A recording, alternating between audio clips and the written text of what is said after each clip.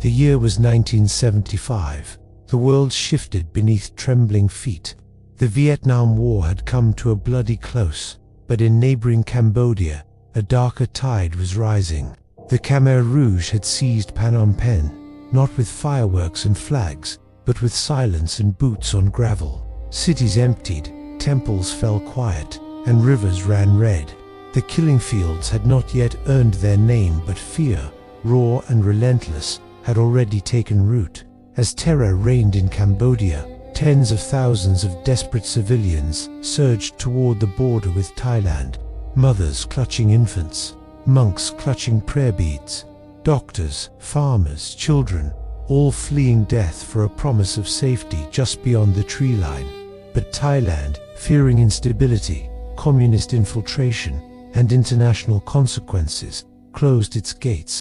Refugees were met not with food or shelter but rifles, trucks, and forced returns, pushed back into the arms of the very regime they fled. Many would never be seen again. This is a story not of bombs and battles, but of silence, of moral fractures and geopolitical shadows, of a line drawn not in the sand, but in blood and history. Welcome to Frozen Histories, Part 1.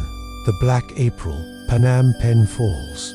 A low, smoky dawn shrouds the city. Phnom Penh's wide boulevards, once home to chatter and temple bells, lie muted. Empty trams sit still in the dust. Markets stand abandoned, and the murmur of conversation has been replaced by an oppressive hush. The fall of the Lon Nol regime on April 17, 1975, feels less like a violent takeover and more like a silent eclipse. The abrupt extinguishing of life's normal rhythms. Among the deserted streets, a single figure stands, a monk in saffron robes, his eyes fixed on the horizon where Khmer Rouge flags rise like pale wraiths. His breath is a soft fog in the cool air. He tucks feed into his robe's pocket, a few grains of rice, a leftover fragment of someone's misplaced faith. He does not flee. The city's pulse, once vibrant, has slowed to a distant heartbeat. Beyond the palace walls, the countryside murmurs with movement, families clutching ragged bundles, children too young to understand, elders dragging their weariness behind them. They are drawn toward the Thai border by a flicker of possibility. Sanctuary. Crossing means barbed wire, soldiers, the unknown, and yet it feels like movement, a choice, a lifeline. The Mekong River drags them forward. Tracks of footsteps, mud, imprints on the riverbank speak of midnight departures. A woman holds an infant wrapped in faded cloth. The child's eyes are closed, as if shielding themselves from reality. A young man carries a clay pot, its contents gone, but he carries it anyway, offering to hope. Unease sharpens with every footstep. On makeshift boats, they drift across the river, wobbling with fear. Thai territory appears dense, jungle hills, a pale sky, the distant glint of a guard post. The border is not a line but a flux of shadows and anticipation. They emerge from the jungle at the edge of Thailand and encounter soldiers, faces dusk-hardened, uniforms crisp. Questions are asked. Where do you come from? Who sent you? The refugees' exhausted, bleary mouths too dry for protest stand in silence. The soldiers' eyes flicker. Are they threat or supplicant? No answer satisfies. At Dangrak Mountains, the terrain becomes a rampart of stone. The refugees are shepherded not toward aid but deeper into peril. Thai troops herd them along mountain paths etched with fear. Rocks cascade as frightened feet slip. Mines hidden, deadly lie buried along the way. Families cling to each other, voices swallowed by the mountain's roar. Missionaries later recount how 850 men, women, and children trudged down the hill toward safety only to hear rifle barrels raised behind them, pressing them into a death-bound march. Mines detonated. Some tried to flee, only to be shot in desperation. Missionaries who have seen all sorts of horrible things. They cry when they talk about that day. One survivor said, "This mountain would come to be known as Phnom Ghost mountain, its name carved into memory by cries and broken bodies." Others were bussed to the cliffs above Priyavi. Here, The temple remains perched on the escarpment's summit, as if gazing down in silent condemnation. Refugees were forced from buses and told there was a path down a way to life. Instead, they found only sheer drop, vines clutched in trembling hands, bullets whispering behind them. Some were shoved, some fell. Some held their children tight as the void swallowed them. For many, the fall was literal. The hard limestone jutting from the cliffside broke bones before it broke flesh. Below, nothing but emptiness and silence. Above, the soldiers stood unmoved, their orders fulfilled. The world watched in suspended horror. At Aranyuprathet, the border town, another tragedy unfolded. April 1979 Thai, officials loaded groups of refugees onto buses. They promised relocation, perhaps safety. Instead, the refugees were driven back across the border at gunpoint. Starvation, fighting, death awaited them. Attempts by UNHCR to intervene were met with hostility. One aid worker, David Taylor, blocked the way to save a group only to be threatened with expulsion for interfering. The Thai authorities seemed determined to wield refoulement as a demonstration, a moral line drawn not in aid but in denial. In the sudden cold of enforced return, some refugees stumbled into no man's land between bullet and river, between Thailand and Cambodia. Their bodies lie unmarked in tangled brush. Others made the precipice of return, only to be swallowed by the void. On rare, clear nights, distant thunder echoes through the valleys. It is not rain, it is memory, the shell of survival. The souls of those turned away stir in the wind. Among the leaves, among the monuments of stone, the camera posture shifts, drift-like, from the silent bodies at the river's edge to the void where they once stood. The monk from Phnom Penh stands again, now beside a broken shrine in the borderland. His feed is gone, his stoicism is brittle, he bows his head. In that darkness, there is no prayer. Thoughts flicker like candlelight. How many perished in that refusal? How many were never seen? The map of this tragedy spreads across mountains, borders, the threads of families lost. Nations made statements, numbers were tallied, yet silence. Across the border, hunger and fear persist. The embers of hope burned low beneath the weight of barbed wire and policies rooted in fear. The refugees' displaced lives become tales whispered at night, stories of loss, survival, and the brink of memory. Part 2. Barbed borders and silent graves. The border was never just a line, it was a wound, a fracture in the earth where desperation pooled, where language failed, and where humanity was measured in silence. The barbed wire that ran along Thailand's frontier with Cambodia did more than divide two nations. It became the threshold between life and unacknowledged death. By mid-1979, after years of internal destruction under the Khmer Rouge and the Vietnamese invasion that followed, Cambodian civilians fled in waves. Their country was collapsing from within. Empty cities, broken harvests, and the lingering taste of genocide. They did not walk, they escaped, on foot, in carts, through forests, dragging the sick, the old, and the barely breathing. Tens of thousands moved toward Thailand like a tide with no moon to guide it. When they reached the border, they did not find refuge. Thai soldiers stood in formation along the ridgelines, their faces unreadable, their weapons not lowered. Orders came from above: no large influxes, no destabilization, no chaos. The country had only recently emerged from its own crises. They would not open the gates. Instead, they built corridor zones of control, hidden camps, places where people could be held and watched, but never welcomed. Civilians were taken from roadsides and herded into makeshift buses. From the jungles, they were pulled into lines. From the shadows, they were pushed back into them. And then came the forced returns. Trucks rumbled over the rocky dirt roads leading back toward the mountains. At first, some believed they were being relocated, moved to safer camps, processed for aid, perhaps even but when the landscape grew steeper, and the air thinner, and the terrain turned hostile, the illusion began to crack. The Dangrak Mountains rose like jagged teeth before them. Families were dropped at the edge of cliffs. The soldiers pointed. "Down there," they said. "That's the way back." There were no stairs, no trail, just a vertical descent through thick vines and razor rock, where one misstep could end a life, and the alternative, stay and be shot. Many were. Some tried to descend. They clutched roots and vines, lowered children with pieces of cloth, whispered reassurances through dry mouths. But the mountain did not care. It devoured the weak. Some slipped and fell. Others were pushed. The sound of bodies colliding with stone echoed for miles. The jungle at the base swallowed the screams. There were mines too. Not marked, not warned, buried decades earlier or newly laid. Their purpose was no longer strategical ni cruel. One misstep, and the forest bloomed red. When the dead stopped falling, silence reigned. But the mountain remembered. Elsewhere, at other points along the border, similar stories unfolded. In Aranyopathat, in Sisaket, in places with names unknown to the outside world, people were expelled like unwanted breath. Trucks arrived under moonlight, doors opened, orders barked. No one argued, no one begged. They had learned not to. They walked back into nothing.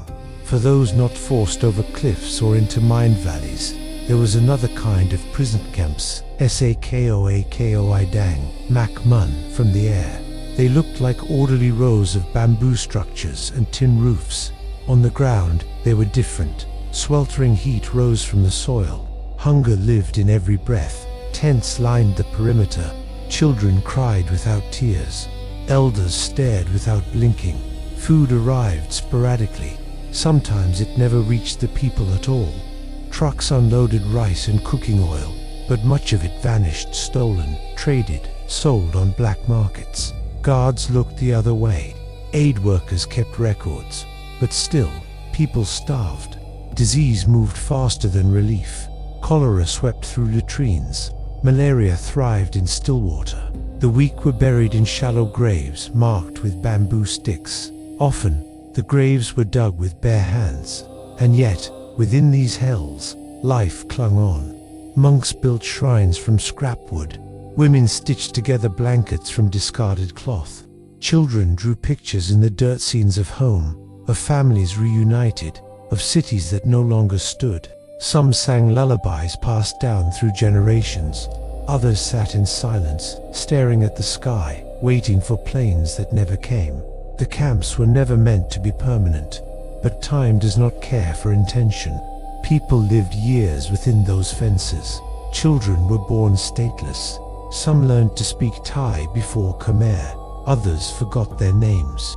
Political factions circled the camps like vultures. Khmer Rouge, remnants, still armed and still dangerous, disguised themselves among the refugees. Anti-Vietnamese resistance groups recruited fighters from among the displaced refugees, were offered food in exchange for allegiance. Families were separated not just by war, but by ideology. Some were forced to return to Cambodia under false promises of safety. Others vanished, conscripted into wars they did not start. International aid surged, then stalled. Headlines came and went. Photographs of starving children appeared in foreign newspapers, but they could not capture the stench, the waiting, the fear. Governments debated in distant chambers. On the ground, people died quietly. In one corner of Koh Dang, an old man etched symbols into a wooden plank. Not words he could no longer write, just shapes, circles, lines, memories. He planted it beside a tree, then sat beside it for hours. When asked, he said it was a gravestone, not for a body, but for his country. Night fell early in the camps. Without electricity, the darkness came quickly. Fires burned low. Conversations faded. Only the insects dared sing. And somewhere, beneath the cover of night, the past moved among them, ghosts of those who had fallen, of those who had jumped, of those who had been pushed. Their presence lingered in the rustle of leaves, in the drip of rain from tin roofs, in the sudden stillness of a sleeping child. For the survivors, survival itself became the burden. Some would later be resettled, flown to the United States, to France, to Australia. They would carry with them the weight of memory, the guilt of living, the echo of silence. They would build new lives, raise new families, speak of the camps only in whispers. Others would remain in limbo, never returning, never escaping, and many would disappear completely. Today, much of the world does not remember this chapter. The killing fields are spoken of, the genocide is studied, but the border, the forced returns, the silent graves along the cliffs, the camps that became holding pens for the forgotten, those remain buried beneath other headlines. But the land remembers. The mountain, where the air grows thin and the trees grow twisted, still bears the marks of the march. The stones still know the sound of bones. The wind that moves through the barbed wire still carries voices, and beneath it all, the question lingers. What happens when the world turns its back, not on enemies, but on the desperate? What does it mean to reject the refugee? Part 3. Echoes of refusal, memory, and mourning. Dawn breaks over the borderlands with a dull grey light. The sun does not rise, it creeps. Soft mist curls through the trees, and the ground is still damp with memory. The years have passed, but the shadows have not lifted.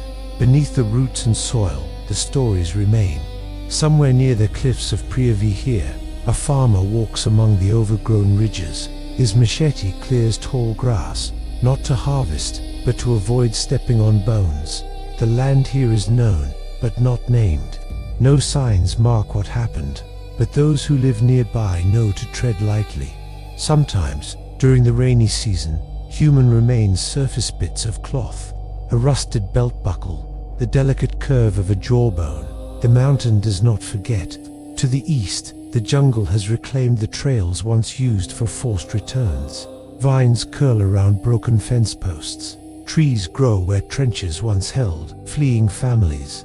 Insects buzz in the thick heat, indifferent to the ghosts that drift beneath their wings. Occasionally, a local child finds something strange in the mud. Not gold, not treasure, just the past, buried in silence. The camps are gone now. Sako is a market town. Koh Dang is overgrown, fenced off, a ghost of its former chaos. The bamboo shelters have rotted, and the latrines collapsed long ago. But if you step into the clearing where the main gate once stood, and close your eyes, you can still hear the murmur of 140,000 displaced souls still waiting. Across the ocean, in distant cities, the survivors live quieter lives. Some run corner stores, some drive taxis, others sit silently in church pews, their hands folded over memories. The Khmer language still echoes in their homes, now mixed with French, English, or Australian slang. The children they bore after the escape grew up in different worlds, safe ones, but the stories passed down are never clean. He never talked about it, some say, just stared out the window when it rained. She cried once, when we visited a border fence on vacation. I didn't understand until years later. They buried a photo under a tree in the backyard. I found it after they died, a family I never knew. The trauma of refusal does not vanish. It adapts, it mutates, it moves with people as they migrate, marry, grow old. It lives in the way they hoard rice, or flinch at loud sounds, or never let their children play near fences. It is in the way they speak of Thailand, not with hatred, but with a quiet, unresolved pain. A question never answered. Why didn't they let us in? For the Thai people who lived along the border, the memory is also layered. Some recall refugees stealing food from gardens. Others remember sharing bowls of rice with starving children. Still others remember the trucks the way they came in the night, filled with frightened people, and left empty by morning. Soldiers remember, too. Many now elderly, they rarely speak of those days. When they do, it is often through metaphor or in dreams. One retired officer told his son, late in life, that he still hears voices in the wind at night. He says the mountain talks back.